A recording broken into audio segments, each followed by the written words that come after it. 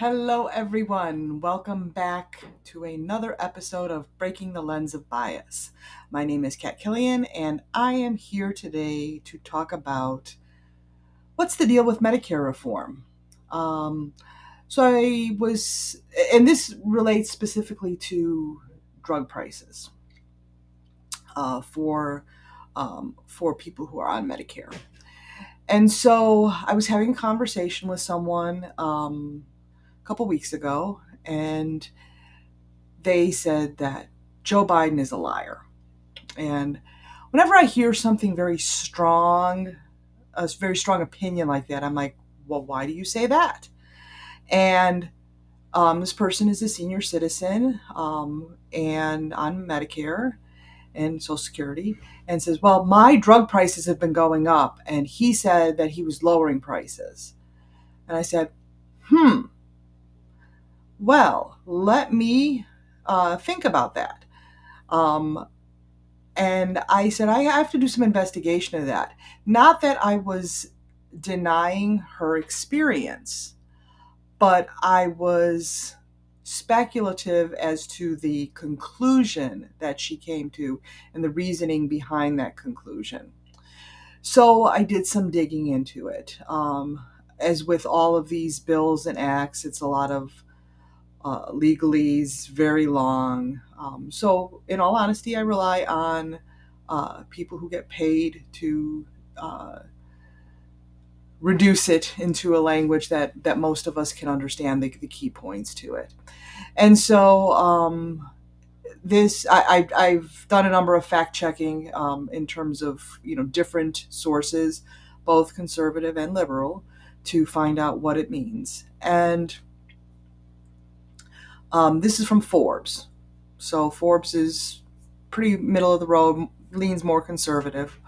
But basically, so it was signed into law on August 16, 2022. We are now at the end of October. So when I had this conversation, it had been like 2 months since the law had passed. And as we all know, things take a while in government to get going and to see how they're going to do often. Not always, but so here it is basically there's two things that are going on in there. They call it the Inflation Reduction Act. Really, what it is about is mainly about social and climate policies. So there's large investments. Here it says large investments in making healthcare and prescription drugs more affordable, fighting climate change, and taxing wealthy corporations. So some of these things actually have to go into effect right away. So, for example, one of the things that's going into effect right away was the continuation of the Affordable Care Act premium subsidies that lower the cost of health care from now until 2024. Because they were due to expire at the end of 2022. And in the government, the end of 2022 is the end of October or September. I'm sorry. That's when the fiscal year 2023 starts on October 1st. So that will go into that. Now, here the thing is that this is where it will do. It says savings from other provisions in the bill won't kick in until the future. For example, efforts to lower drug prices, including caps on their cost for seniors, won't take effect until 2025. So that actually addresses the concern that was brought up. And here's the thing. So there's a couple of fallacies in the argument that my drug prices went up, so Joe Biden is a liar. Um, so there's a couple fallacies or kind of biases. The anecdotal one, my prices have gone up. That's pretty easy, and it's understandable why, because her prices did go up. But it's also there was also, in all honesty, some judging of whether or not it was good or bad because of who it came from. Um, and so uh, in doing that, that's why I said you have to do your research, you have to do your homework. Because if you have a bias about something, like I said, when I hear somebody saying something and has a strong reaction to it, or even if I myself have a strong reaction to something, I have to look up the information. So the question is what's really going on here? Well, of course, if drug companies are going to have caps on their prices, what are they going to do between now and when those take effect? They're going to raise prices to maximize their profit while they can, and therefore, whether or not those prices will be lowered um, at a future date, or they will be set at that where they're at, and that's where they'll stay. I'd have to look further. Honestly, I don't know. But what I do know is, we're going to have to cap our prices at some point, so let's get all that we can while we're getting there. That's my opinion on what's going on. Again, I'd have to look at specifics. I'd have to look at how the drugs are getting in, who's manufacturing them, where they're getting them from. But one thing that is happening is it will allow for negotiation to lower prices. Oftentimes with insurance companies, I know that there are negotiations on various prices for services, especially with healthcare companies and with the pharmaceutical companies on drug prices. So therefore, if we're buying more of certain drugs, so let's say there's a blood pressure medication and we have all these patients who are on there, it's a lot easier to supply a larger amount and therefore they can lower the cost than it is for just a few people in they may have to do a higher cost just because of all that's involved in that.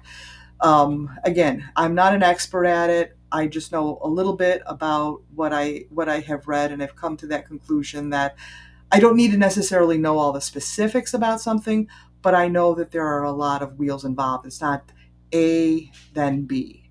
It's usually A and B and C and D and E and F, then maybe G.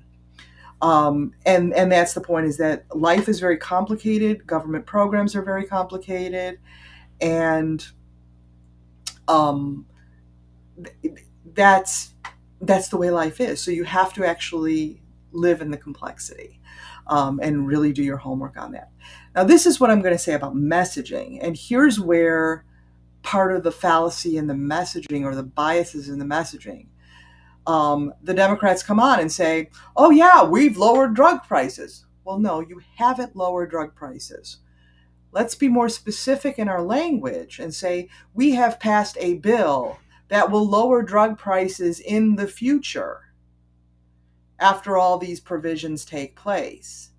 You may not see it now, but you will at some point in the future.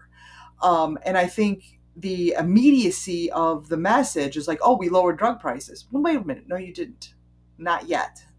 You are in the process of lowering drug prices. And of course, we did it sounds much better than it's in the process. But again, that leads to that false, or maybe I should say deceptive kind of message that comes through and will easily lend into understanding. And then at the same time, I talked about this last week a little bit about the Safety Act. They're letting they're letting criminals out on the streets.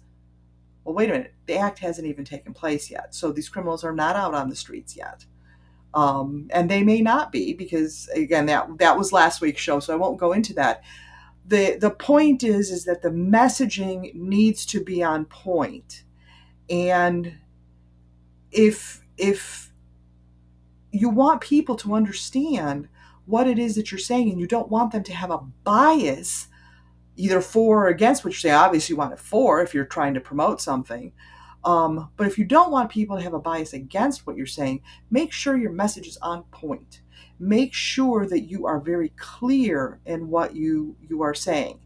And I know that it has come off. I mean, I went and I looked at the summaries from Congress, from the White House, from the various other federal entities, to kind of see what that message was. But I picked the Forbes because it was very, very clear on that.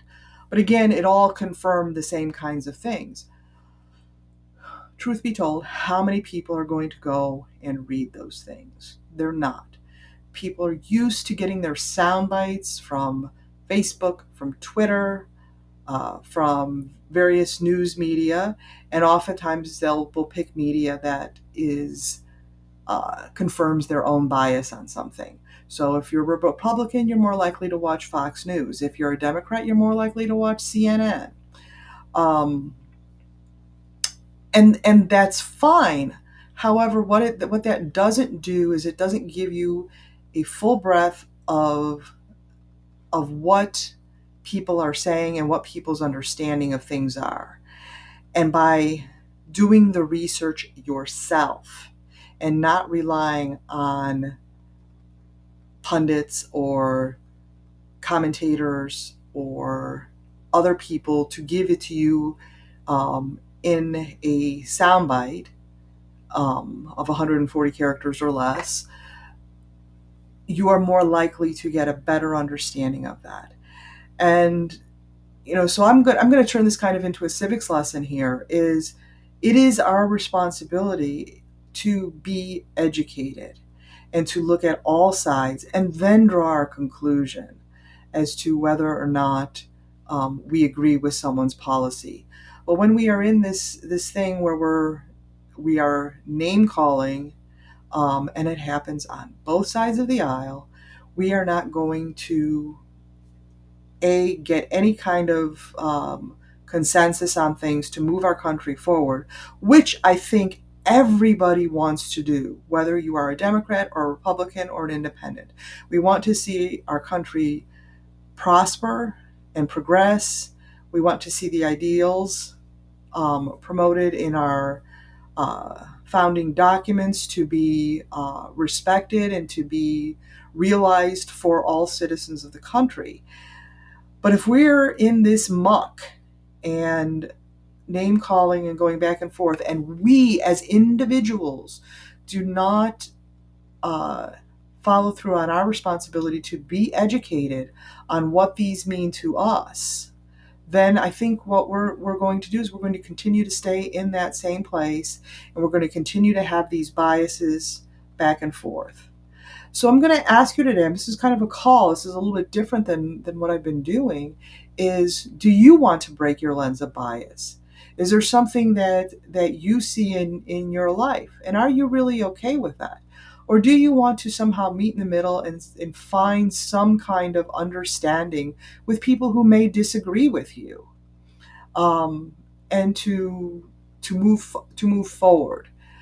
To break free from lies, from deception, from untruths of facts of things that have happened or will happen, and really find out the truth about things, and then turn around and demand from our legislators, whether they are Republican or Democrat or independent, to vote on the facts rather than upon some simple party lines. And so do your homework. Look, if it's something hits you and it seems unreasonable, or you have a strong reaction about it, even a strong reaction for what is being said, not just what against is being said, but check that.